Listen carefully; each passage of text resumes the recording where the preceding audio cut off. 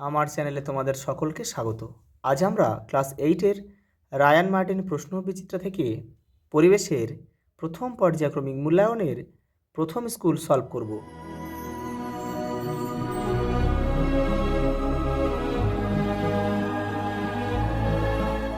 প্রথম প্রশ্ন দেখো, একটি বস্তুর ভর 400 গ্রাম, কোনো স্থানের অভিকর্ষ ত্বরণ 9.8 মিটার পার সেকেন্ড স্কোয়ার হলে বস্তুটির ওজন কত হবে? দেখো, এটা কিন্তু একটা অঙ্ক দিয়েছে, অঙ্কটা আমি করে দিচ্ছি। দেখো দেখো দেখো এম মানে বস্তুর ভর। দেখো ভর ওখানে বলে দিয়েছে 400 গ্রাম, এটাকে কেজিতে কনভার্ট করা হলো। দেখো 0.4 কেজি। দেখো অভিকর্ষ ত্বরণ মানে আমরা কি জানি? দেখো 9.8 মিটার পার সেকেন্ড স্কোয়ার। এবার দেখো ওজনের সূত্র কি? এম ইন্টু জি। তাহলে দেখো এম মানে বস্তুর ভর কত? দেখো 0.4 কেজি, এই যে 0.4, আর জি এর মান দেখো, জি এর মান 9.8 মিটার পার সেকেন্ড স্কোয়ার। এই যে বসিয়ে দিলাম, জাস্ট গুণ করে দিলাম। দেখো 3.92 নিউটন। এটাই আমাদের কিন্তু সঠিক উত্তর। তাহলে আমাদের সঠিক উত্তর কি? 3.9 নিউটন, 92। পরেরটা দেখো, দুটি বস্তুর ভর ও তাদের মধ্যবর্তী দূরত্ব পূর্বের তুলনায় অর্ধেক করা হলো। আকর্ষণ বলের মান পূর্বের মানের কি হবে? দেখো এটা কিন্তু সমান হবে। পরেরটা দেখো, প্রদত্তগুলির মধ্যে কোন বিক্রিয়াটি ঘটা সম্ভব নয়? দেখো এখানে অপশান বিটা আমাদের সঠিক উত্তর হবে। কারণ কি হচ্ছে, এখানে চেয়ে কপার জিঙ্কের চেয়ে কম সক্রিয়, সেই জন্য কিন্তু এটা ঘটা সম্ভব নয়। দেখো পরেরটা কী দিয়েছে, দেখো দেখো একটা পরমাণু দিয়েছে। দেখো বলেছে পরমাণুতে 2টি প্রোটন ও 3টি নিউট্রন যোগ করা হলে নিম্নোক্ত কোনটি উৎপন্ন পরমাণু এক্সের সংকেত হিসাবে লিখতে হবে? দেখো দেখো প্রোটন নিচেরটা যেটা থাকে সেটা হচ্ছে প্রোটন সংখ্যা। তাহলে এখানে আমাদের 12 আছে, হয়ে যাবে কত? 14। তাহলে প্রোটন সংখ্যা 14 কোথায়? দেখো এই একটা রয়েছে আর এই একটা রয়েছে। দেখো এবার নিউট্রন সংখ্যা কি? দুটো বিয়োগ করলে আমরা নিউট্রন সংখ্যা পাই। তাহলে দেখো, তাহলে আমরা 14 থেকে 24 বিয়োগ 12 সমান 12। তাহলে আমাদের নিউট্রন সংখ্যা কত? 12। তাহলে এখানে নিউট্রন সংখ্যা আমাদের 3 যোগ করতে বলেছে, তাহলে আমরা 12 সঙ্গে আর 3 যোগ করে দেবো, তাহলে হবে 15। তাহলে নিউট্রন সংখ্যা 15। তাহলে নিউট্রন সংখ্যা 15 আর এখানে প্রোটন সংখ্যা কত? 14। তাহলে 15 আর 14 কত? 29। তাহলে দেখো নিচে 14, উপরে 29 কোথায় আছে? দেখো অপশান সি আমাদের সঠিক উত্তর। পরেরটা দেখো, বায়ুর চাপ জলকে তুলতে পারে, এইটা হবে অপশান বি 10.3 মিটার। পরেরটা দেখো, দেখো দুটো পরমাণু দিয়েছে, বলছে এরা পরস্পরের কী হবে? এটা হবে কিন্তু আইসোবার হবে। কারণ কি? দেখো ভিন্ন মৌলে আইসোবার কাকে বলে? যে ভিন্ন মৌলের যেসব পরমাণুর ভর সংখ্যা সমান তাদের পরস্পরের আইসোবার বলা হয়। দেখো ভর সংখ্যা মানে কি? নিউট্রন সংখ্যা আর প্রোটন সংখ্যার যোগফল কিন্তু। দেখো এখানে নিউট্রন সংখ্যা দুটো বিয়োগ করো। দেখো নিউট্রন সংখ্যা বের করতে হলে দুটো বিয়োগ করতে হবে, তাহলে দুটো বিয়োগ করলে আমরা পাবো 8 আর এই 6, তাহলে 8 6 14।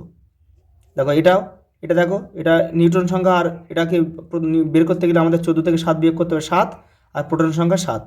তাহলে দেখো নিউট্রন সংখ্যা 7 7 14, দেখো 2 মিলে যাচ্ছে। তাহলে আমাদের এটা হবে আইসোবার।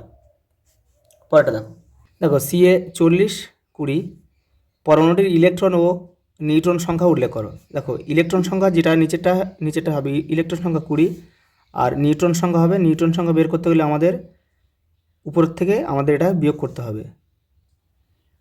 তাহলে আমাদের 40 বিয়োগ 20 সমান 20। তাহলে এখানে ইলেকট্রন সংখ্যাও 20, নিউট্রন সংখ্যাও কিন্তু 20। পরেরটা দেখো, পদার্থের চতুর্থ অবস্থাটির নাম কি?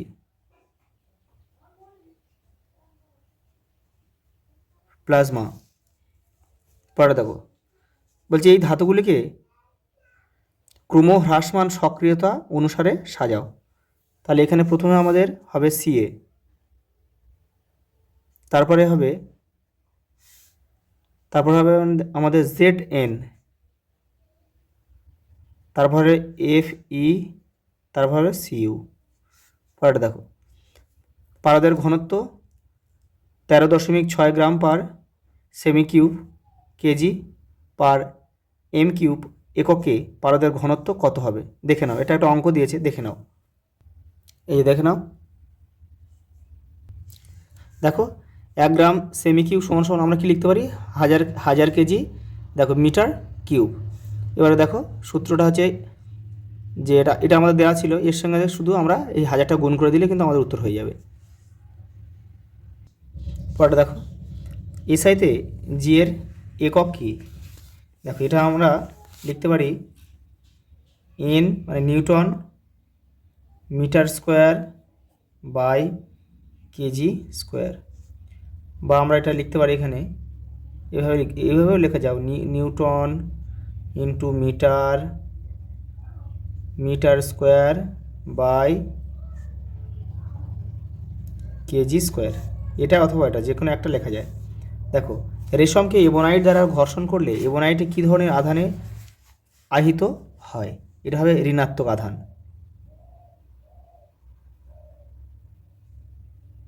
ঋণাত্মক আধান। সাধারণ অবস্থায় তরল অধাতব মৌলের উদাহরণ দাও, এটা হবে ব্রোমিন। পরটা দেখো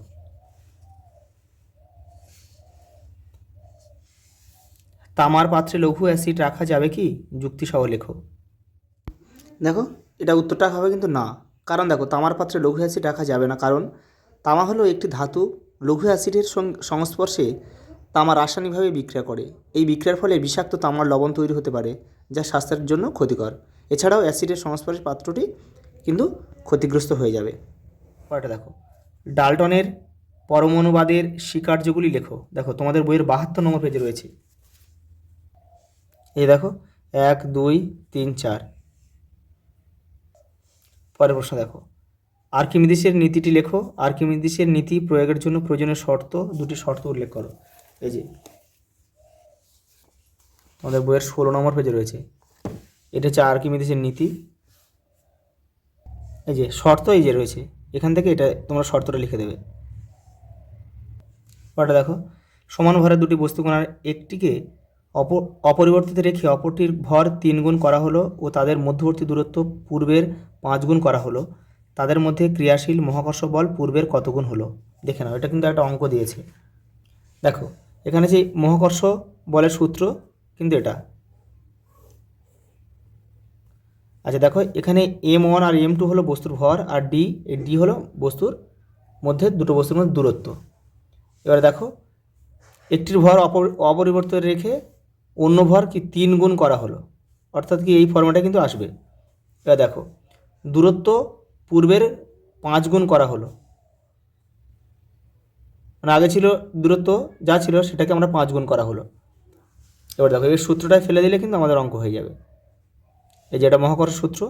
এবার এখানে দেখো সূত্রটা শুধু আমরা মানটা বসিয়ে দিলাম। এখানে দেখো m2 এ আমরা কি লিখলাম 3m2, এই যে এটা লিখে দিলাম। এটা স্কোয়ার আছে দেখো 3 আর 5 স্কোয়ার 25, 3/25, তাহলে মহাকর্ষ বল পূর্বের 3-এর 25 গুণ হলো। পরটা দেখো আকর্ষণ অপেক্ষা বিকর্ষণই তড়িৎগ্রস্ততার নিশ্চিততর প্রমাণ, ব্যাখ্যা করো।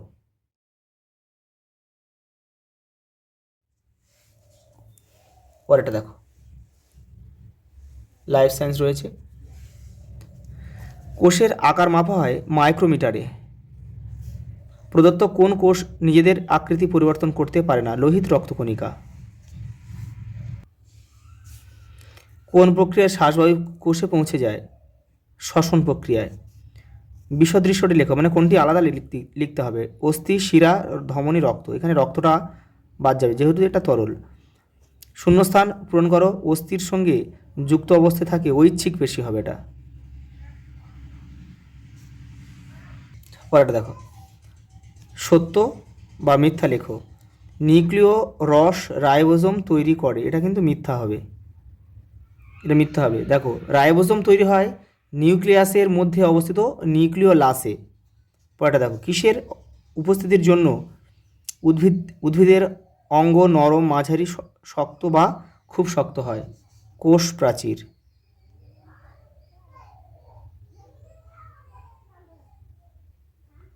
কোষ প্রাচীর। পরেরটা দেখো, আমরা দুজনে জৈব অণু যারা একক পর্দা গঠন করি আমরা কারা? এটা হবে লিপিড ও প্রোটিন।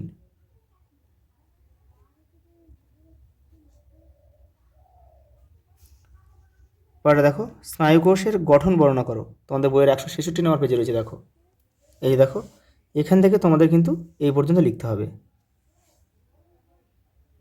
পরেরটা দেখো, ফুলের বর্ণ নির্ধারণ করে প্লাস্টিডের নাম কি? ক্লোরো ক্লোরো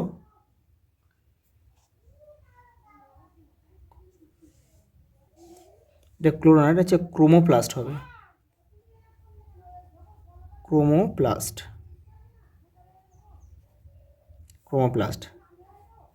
পরেরটা দেখো, এই কোষীয় অঙ্গাণুর ভিত্তিতে প্রাণীকোষ ও উদ্ভিদ কোষের পার্থক্য লেখো।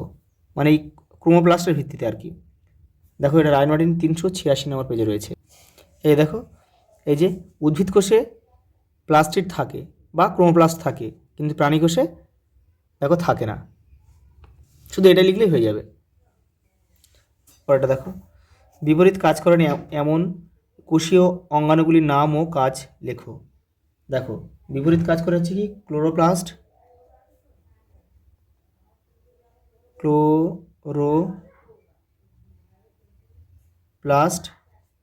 আর মাইটোকন্ড্রিয়া।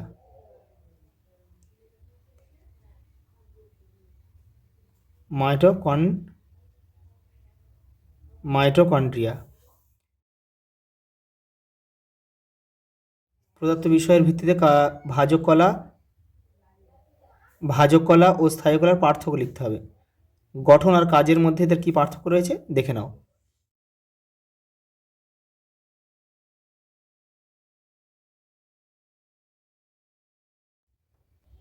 আজ এই পর্যন্ত, দেখা হবে পরের ভিডিওতে।